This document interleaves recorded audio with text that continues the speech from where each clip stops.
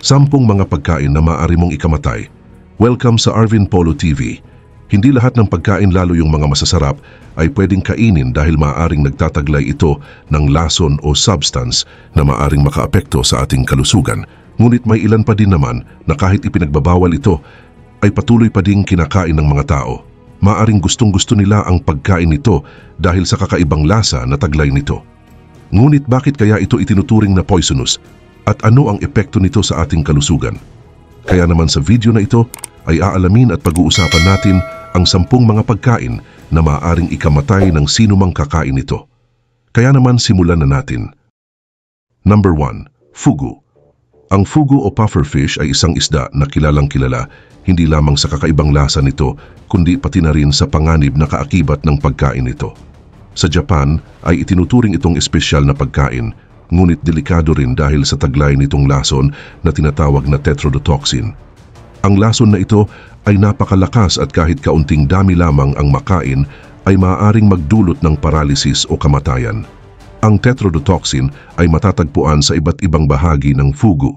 Napakalakas ng lason na ito at 1,200 times na mas malakas kaysa sa cyanide. Ang isang maliit na piraso ng fugu na may lason ay sapat na upang pumatay ng 10 tao. Dahil dito ay mahigpit na binabantayan sa Japan ang paghahanda ng fugu. Tanging mga chef na may lisensya at sumailalim sa matinding pagsasanay ang pinapayagang maghanda at maghain ng fugu sa mga restaurants. Ang mga chef na nag-aaral maghanda ng fugu ay dumadaan sa mahigpit na training at kailangang pumasa sa mga exams bago sila mabigyan ng lisensya. Kailangan nilang matutunan kung paano maingat na alisin ang mga bahagi ng isda na naglalaman ng lason upang matiyak na ligtas itong kainin. Kahit isang maliit na pagkakamali sa paghahanda ay maaaring magdulot ng matinding panganib sa sinumang kakain nito. Subalit kahit delikado ay nananatiling sikat ang fugu sa Japan at sa ibang bahagi ng mundo. Maraming tao ang naaakit sa kakaibang experience ng pagkain ng isang bagay na alam nilang may posibleng panganib. Bukod sa thrill na dala ng pagkain ng fugu, ay itinuturing din itong masarap na may malambot na laman at banayad na lasa. Ang ibang bahagi ng isda, tulad ng balat, ay madalas inihahain bilang sashimi o ginagawang salad. Ang kakaibang katangian ng fugu ay nagdadala ng halo-halong damdamin ng takot at kagustuhang sumubok ng bago mula sa mga taong gustong kumain nito. Gayon din, ang panganib na dala ng fugu ay bahagi ng atraksyon nito bilang isang kakaibang pagkain.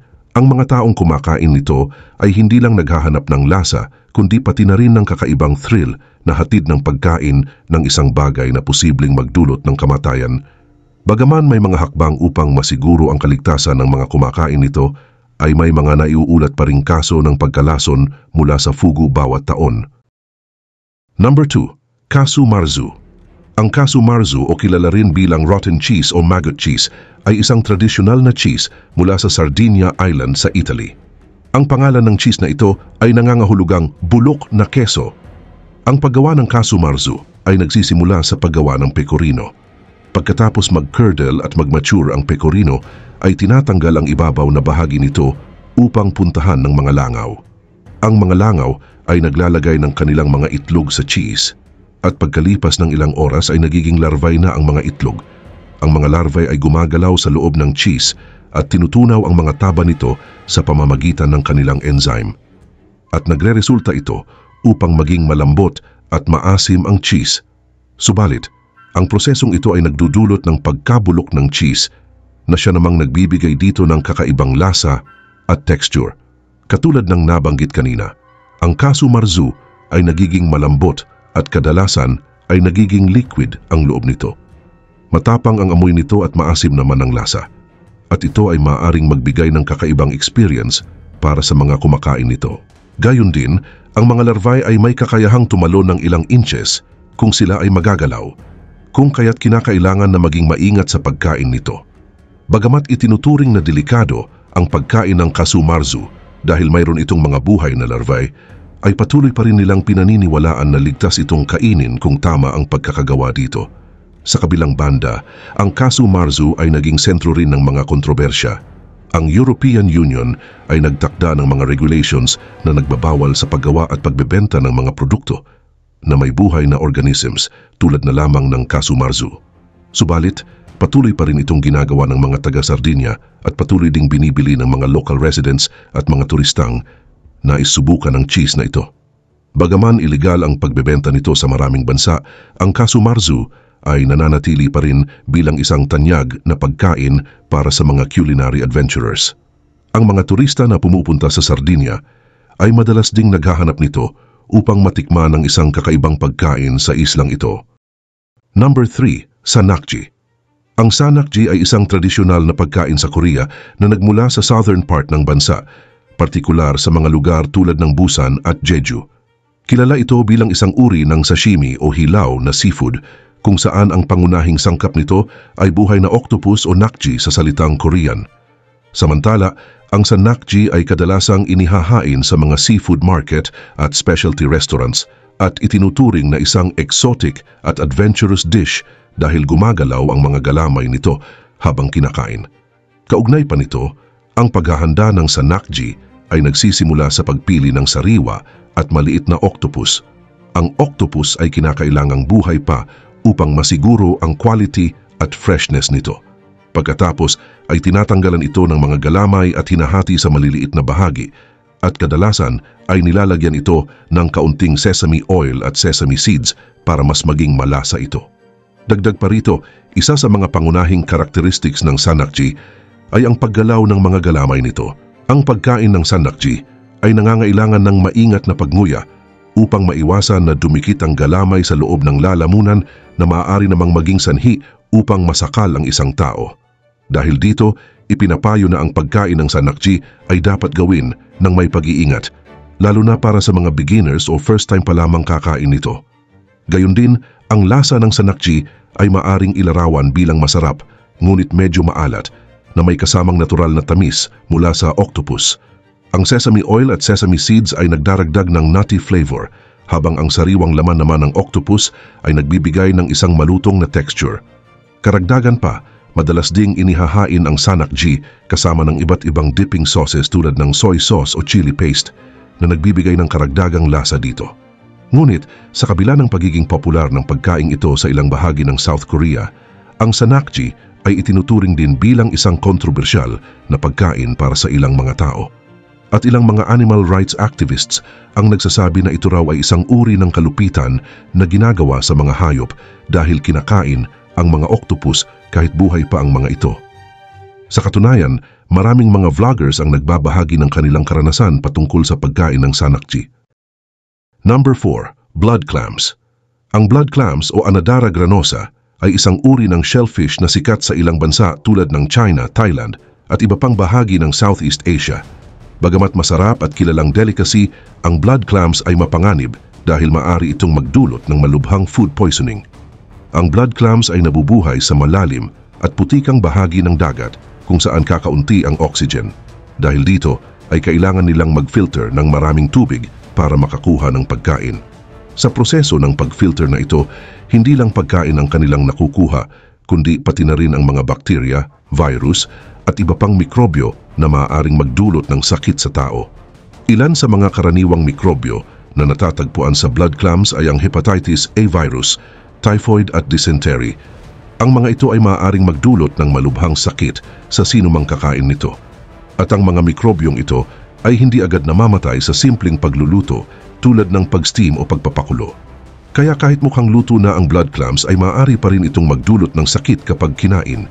Mas lalo itong nagiging delikado kung kinakain ng hindi luto o kulang sa luto na madalas na ginagawa sa ilang lugar. Bukod sa mga mikrobyo, ang blood clams ay maaari ring mag-contain ng mga lason na delikado sa kalusugan ng tao. Ang mga lason na ito ay maaaring magdulot ng iba't ibang sintomas tulad ng pagsusuka, pananakit ng tiyan, at sa matinding kaso, maaaring magresulta sa paralysis o kamatayan. Isang halimbawa ng lason na ito ay ang paralytic shellfish poisoning o PSP na maaaring makuha mula sa pagkain ng mga shellfish na contaminated ng lason mula sa red tide. Ang mga sintomas ng PSP ay maaaring lumitaw sa loob ng 30 minutes hanggang ilang oras matapos kumain ng contaminated shellfish, at maaari itong magdulot ng pagkaparalisa ng mga kalamnan na ginagamit sa paghinga na maaaring magresulta sa kamatayan. Kaugnay nito, dahil sa mga panganib na ito ay maraming bansa ang nagbabawal sa pag-aangkat at pagbebenta ng blood clams. Sa China halimbawa tinatawag itong death clams dahil sa dami ng kaso ng food poisoning na nauugnay dito. Pero sa kabila ng panganib ay marami pa rin ang kumakain ng blood clams dahil sa kakaibang lasa at texture nito na inihahambing sa mga oysters o mussels. Subalit, mahigpit na ipinapayo ng World Health Organization at iba pang health experts na iwasan ang pagkain ng blood clams, lalo na ng mga buntis, bata at mga taong may mahinang resistensya. Number 5. Hakarl. Ang hakarl o fermented shark ay isang traditional Icelandic food na kilala sa pagkakaroon nito ng matapang na amoy at kakaibang lasa. Ginagawa ito mula sa Greenland shark o ibang species na katulad ng pating. Ang hakarl ay bahagi ng Icelandic culture at sumisimbolo rin sa kakayahan ng mga tao na mag-adapt sa uri ng kapaligiran na meron sila doon. Kaugnay pa nito, ang Greenland shark ay may mataas na level ng urea at trimethylamine oxide at nagiging lason ito kung kakainin ng hindi luto. At upang maging ligtas ito bilang pagkain, ang mga Icelanders ay bumuo ng isang proseso ng fermentation upang mapababa ang poisonous substance nito. Maliban pa dito, ang paghahanda ng hakarl ay nagsisimula sa pag-aalis ng ulo ng pating at sa mga laman loob nito. Habang ang natitirang katawan naman nito ay hinuhugasang mabuti at inilulubog sa mabuhanging lupa at karaniwan ay mayroong mga bato sa ibabaw nito upang mapiga ang mga poisonous substance nito. At iniiwan ito sa ganitong kondisyon sa loob ng 6 hanggang 12 weeks upang mag-ferment. At kapag tapos na ang fermentation nito, ang pating ay hinuhukay na at hinihiwa sa mas maliliit na piraso. Ang mga piraso ay isinasabit sa isang lugar upang patuyuin at iniiwan ito dito sa loob ng ilang buwan. At sa panahong ito, ang hakarl ay nagkakaroon ng kakaibang amoy at lasa. Karugtong pa nito, ang amoy ng hakarl ay madalas na ikinukumpara sa amoy ng bulok na cheese habang ang lasa naman nito ay maalat. Ang hakarl ay kadalasang kinakain sa panahon ng Thorablot, isang midwinter festival na nagdiriwang ng ancient Norse culture. Ang pagkain ito ay kadalasang sinasamahan ng brennivin, isang alak na gawa sa potato at kumin na kilala bilang Black Death. Ang brennivin ay tumutulong upang mabawasan ang matinding lasa ng hakarl. Bukod dito, ang hakarl ay nagtataglay din ng mataas na level ng proteins at iba pang mga nutrients. Ngunit nagdudulot ito ng mga issue dahil ang ilan ay naniniwala na maaari itong maging sanhi ng pagkalason. Number 6. Namibian Giant Bullfrog. Ang Namibian Giant Bullfrog, na kilala rin bilang African Bullfrog, ay isang malaking uri ng palaka na matatagpuan sa ilang bahagi ng Africa tulad ng Namibia at Botswana. Ang mga palakang ito ay kilala dahil sa kanilang laki, kung saan ang mga lalaki ay maaaring umabot ng 9 inches ang haba at may timbang na halos 2 kilograms. Karaniwan silang makikita sa mga basang lugar gaya ng temporary ponds at swamps na nabubuo tuwing tag-ulan. Bagamat malaki at kahanga-hanga ang Namibian Giant Bullfrog, ay kilala rin ito bilang delikadong kainin. Ang palakang ito ay may lason na tinatawag na bufotoxin na matatagpuan sa kanilang balat at laman. Ang lason na ito ay maaaring magdulot ng matinding sakit o pagkalason sa tao kung hindi tama ang paraan ng paghahanda at pagluluto. Sa ilang lugar sa Africa ay kinakain ang Namibian Giant Bullfrog bilang bahagi ng kanilang tradisyonal na pagkain, lalo na tuwing may espesyal na okasyon o panahon ng tag-ulan. Subalit, mahalaga rin na tama ang paraan ng paghahanda ng palaka upang maiwasan ang pagkalason. Dapat na maingat na alisin ang mga bahagi ng palaka na may lason. Kahit na maayos ang paghahanda, ay nananatili pa rin ang panganib ng pagkalason, lalo na sa mga taong hindi pamilyar sa tamang paraan ng pagluluto. At kapag hindi tama ang pagkakahanda at nakain ang lason ng palaka, ay maaaring maramdaman ang mga sintomas ng pagkalason ilang oras pagkatapos kumain. Kabilang dito ang pagsusuka, matinding sakit ng tiyan at pananakit ng ulo. Sa mga malalang kaso ay maaari itong magdulot ng heart attack na maaaring magdulot ng kamatayan. Ang panganib ng pagkalason ay mas mataas kapag ang kinain ay batang palaka dahil mas marami silang lason kumpara sa mga matatanda. Ngunit bukod sa panganib bilang pagkain, ang Namibian Giant Bullfrog ay mahalaga rin sa kalikasan. Tumutulong sila sa pagkontrol ng mga insekto at peste na maaring makasira sa mga tanim. Kung sobra-sobra ang pagkuha sa kanila upang kainin, ay maaring magdulot ito ng problema sa kalikasan dahil mababawasan ang mga tumutulong sa pagkontrol ng peste. Number 7. Stonefish. Ang stonefish ay isang uri ng isda na makikita sa tropical na bahagi ng Indian at Pacific Oceans. Kilala ito bilang isa sa mga pinakanakamamatay na isda dahil sa taglay nitong lason. Ang stonefish ay may kakaibang anyo na parang bato o coral, kaya madalas hindi ito napapansin ng mga tao o hayop sa ilalim ng dagat. Samantala, ang lason ng stonefish ay matatagpuan sa mga tinik sa likod nito. Kapag natapakan o nahawakan ang mga tinik na ito, ay agad itong naglalabas ng lason. Ang epekto ng lason ay sobrang sakit at delikado. Ang taong matutusok ng tinik ay makakaramdam ng matinding kirot. Sa ilang pagkakataon ay maaari itong magdulot ng panghihina, hirap sa paghinga, at kung hindi agad magagamot, ay maaaring maging sanhi ng kamatayan. Subalit para gamutin ang sugat mula sa stonefish ay kinakailangan ng antivenom, isang gamot na ginawa upang labanan ang lason nito. Mahalagang mabilis na magamot ang sugat para maiwasan ang malubhang epekto. Ngunit kung walang available na antivenom, ang paglublob ng sugat sa mainit na tubig ay maaaring makatulong para mabawasan ang sakit. Bagamat mapanganib, sa ilang bansa tulad ng Japan at China, ang stonefish ay itinuturing na pagkain. Pero kailangang maingat ang paghahanda nito upang matanggal ang lason. Tinatanggal ang mga tinik at balat ng isda bago ito lutuin o ihanda bilang sashimi. Mahalaga na maging maingat sa paghahanda upang matiyak na ligtas itong kainin. Sa ilang mga lugar, ang stonefish ay ginagamit din sa traditional medicine. May mga paniniwala na ang tamang pagproseso ng stonefish ay maaring magdulot ng benepisyo sa kalusugan kahit na ito ay hindi pa lubos na napapatunayan ng modern science. Karagdagan pa dito, kahit na delikado ang stonefish, ay bahagi ito ng kultura sa mga komunidad na malapit sa dagat. Upang maiwasan ang aksidente ay may mga hakbang ang mga lokal na residente tulad ng pagsusuot ng sapin sa paa habang naglalakad sa mabatong bahagi ng dagat.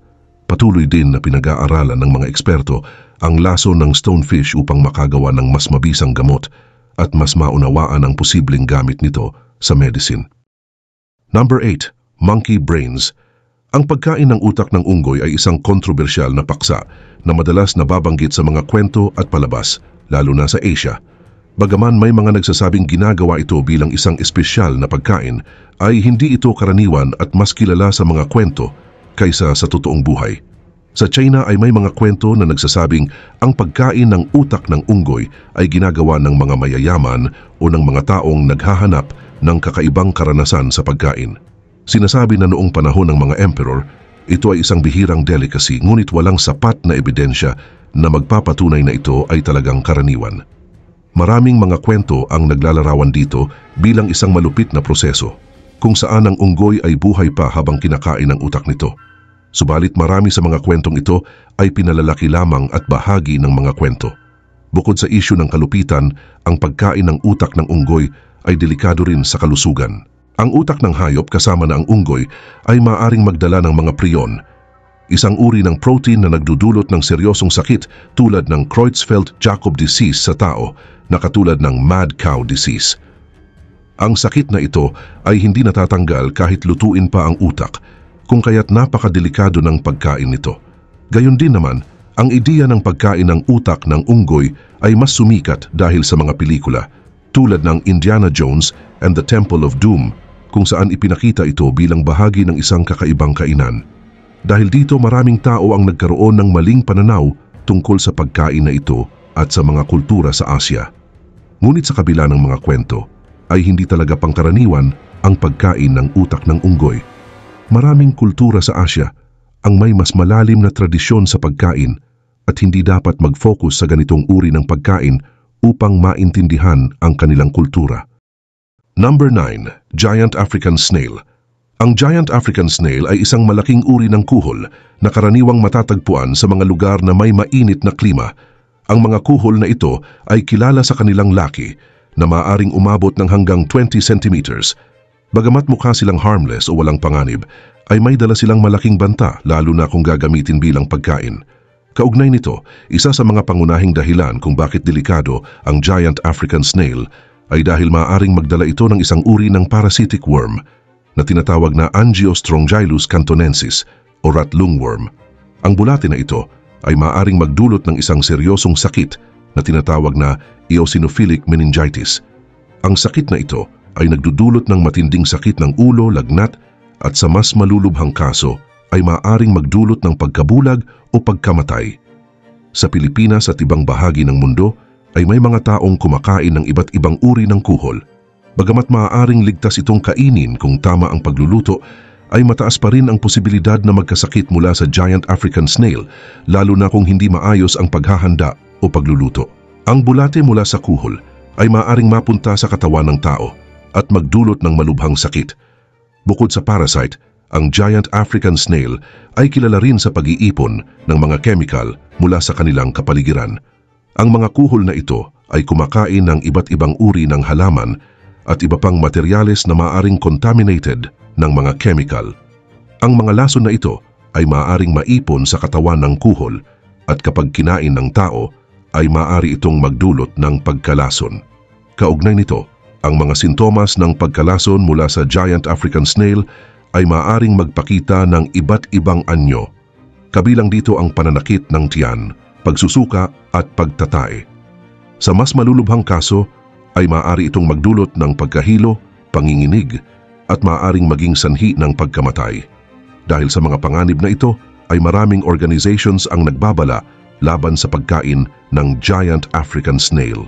Mahalagang malaman ng mga tao ang panganib na dala ng kuhol na ito upang maiwasan ang anumang masamang epekto sa kalusugan. Ang tamang kaalaman sa paghahanda at pagluluto ng kuhol ay napakahalaga upang maprotektahan ang kalusugan ng buong pamilya. Number 10. Rhubarb leaves. Ang mga dahon ng rhubarb ay kilala na may taglay na lason. Habang ang tangkay nito ay ligtas kainin at madalas gamitin sa mga pagkain tulad ng pie o jam, ang mga dahon ng rhubarb ay naglalaman ng chemical na tinatawag na oxalic acid na maaring makasama sa kalusugan. Samantala, ang oxalic acid ay isang chemical na matatagpuan sa ilang mga halaman. Kapag nakain, ang oxalic acid ay maaring magdulot ng formation ng maliliit na kristal na nakakasira sa mga bato at nagdudulot ng problema sa paghihi. Ang mga sintomas ng pagkalason mula sa oxalic acid ay kinabibilangan ng matinding pananakit ng tiyan, pagsusuka at pananakit ng bibig at lalamunan. Sa malulubhang kaso ay maaari itong humantong sa pagkasira ng bato, pagkawalan ng malay o kahit kamatayan.